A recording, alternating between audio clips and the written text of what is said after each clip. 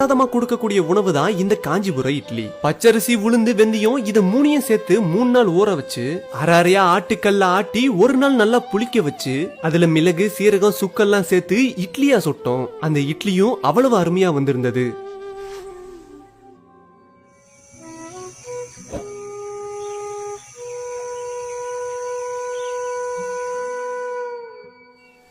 காஞ்சிபுரம் கோயில் இட்லி செய்ய மாவை இப்ப தயார் பண்ண ஆரம்பிச்சிடலாம்.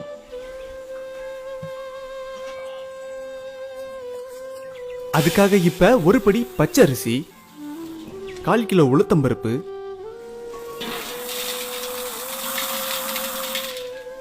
100 கிராம் வெந்தயம் இதெல்லாம் சேர்த்து 3 நாளைக்கு நல்லா ஊற வைக்க போறோம்.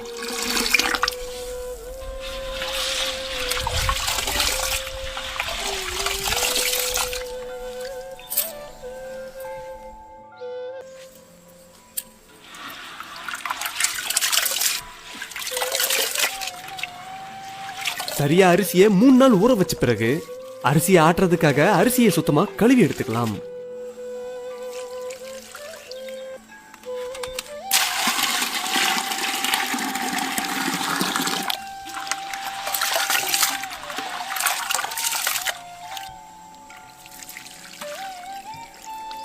ஒண்ணுக்கு 2 முறைன்னு தண்ணி ஊத்தி அரிசியை நல்லா கழுவிக்கிட்டாச்சு.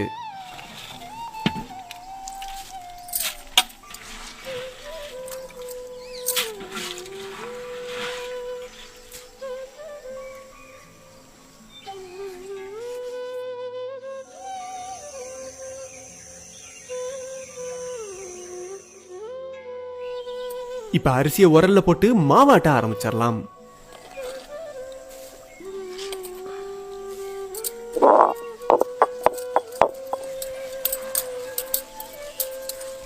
காஞ்சிபுரம் இட்லி செய்ய மாவை நெகு நெகுன்னு ஆட்டிடக்கூடாது.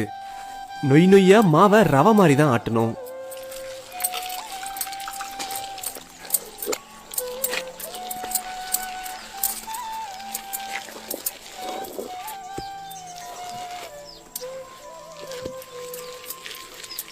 மாவை இப்ப நல்லா ஆட்டிக்கிட்டாச்சு. மாவை இப்ப உரல்ல இருந்து வலிச்சிடலாம்.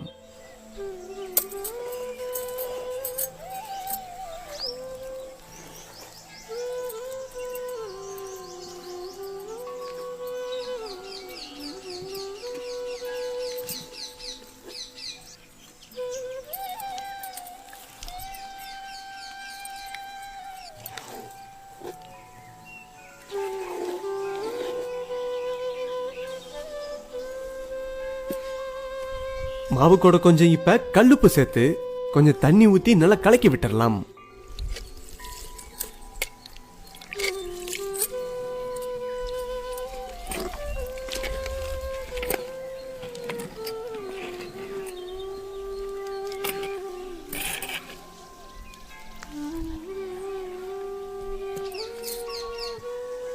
நம்ம கலக்கி வச்ச மாவை ஒரு நாள் முழுக்க அப்படியே விட்டுறலாம்.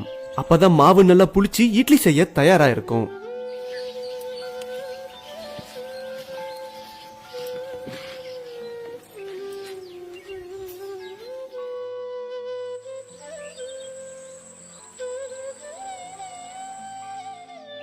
இப்ப இட்லி கூட சேர்க்க தேவையான மசாலா பொருட்களை பார்த்தரலாம். 200 கிராம் சுக்கு, 20 ஏலக்காய், 50 கிராம் மிளகு, 50 கிராம் சீரகம், கறிவேப்பிலை. மாவோட சேர்க்கறதுக்காக சுக்கு, ஏலக்காய் எல்லாத்தையும் அரைக்க ஆரம்பிச்சிடலாம். இப்ப நம்ம எடுத்து வச்சிருக்க சுக்க அம்மியில வச்சு நசுக்க ஆரம்பிச்சிடலாம்.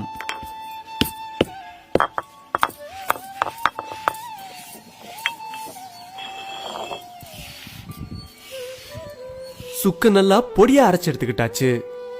அடுத்து ஏலக்காயவும் நசுக்க ஆரம்பிச்சிடலாம்.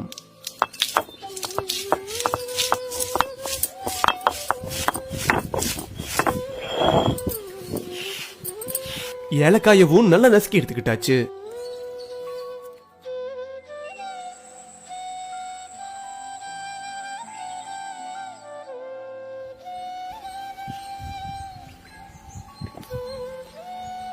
இப்ப நம்ம அரைச்ச சுக்கு, ஏலக்காய், மிளகு, கறிவேப்பிலை, உப்பு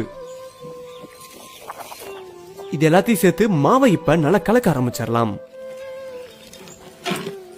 மாவுல தண்ணிய அதிகமா சேர்த்துக்கூடாது. மாவு தயிர் பதத்துல இருக்க மாதிரி தண்ணி ஊத்தி கலக்கி எடுத்துக்கலாம்.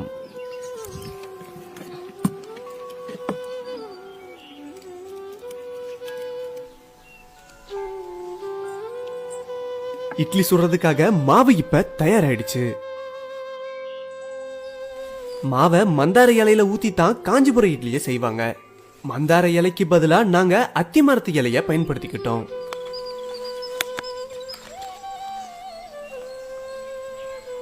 இட்லி டம்ளரோட ஒட்டாம இருக்க துண்டு இலைய டம்ளரோட அடிப்பாக்கத்துல வச்சிடலாம். அதே போல அத்தி இலைய சுருட்டி உள்பக்கத்திலையும் வச்சிடலாம். 4 டம்ளர்லயும் 3/4 டம்ளர் அளவு மட்டும் மாவை ஊத்திடலாம். அப்பதான் இட்லி வேக சரியான அளவு இடம் இருக்கும்.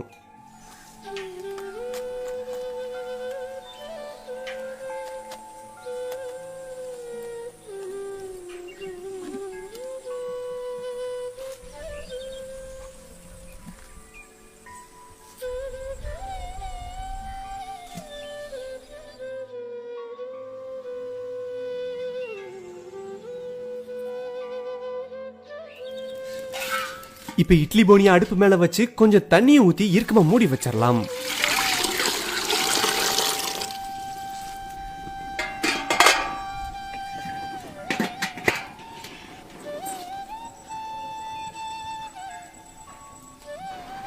நம்ம வச்ச தண்ணி கொதிக்க ஆரம்பிச்சதும் நம்ம டம்ளர்ல ஊத்தி வச்ச மாவை உள்ள வச்சு இறுக்கமா மூடிடலாம்.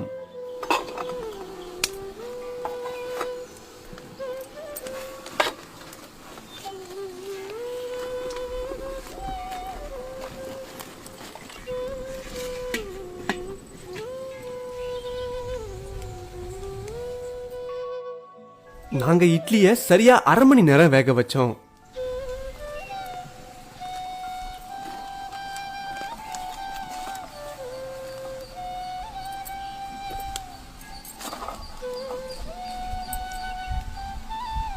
இட்லியும் நல்லா வெந்துருச்சு.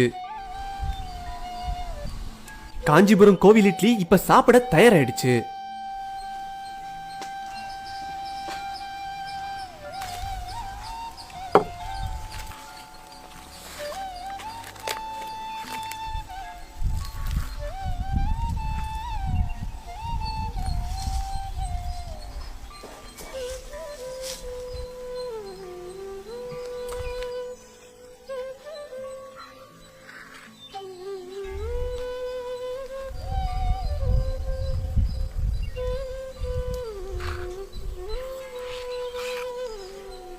இந்த காஞ்சிபுரம் இட்லியை தான் கோயில்ல சாப்பிட பிரசாதமா கொடுப்பாங்களாம்.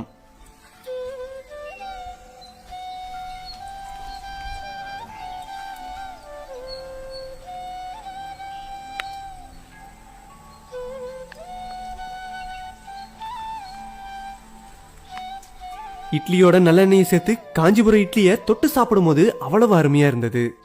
இந்த இட்லி கூட சாம்பார் சட்னின்னு சேர்த்து சாப்பிட்டாலும் அவ்வளவு அருமையா இருக்கும். காமெண்ட் லைக் ஷேர் பண்ணிட்டு சேனல் சப்ஸ்கிரைப் பண்ணுங்கள்.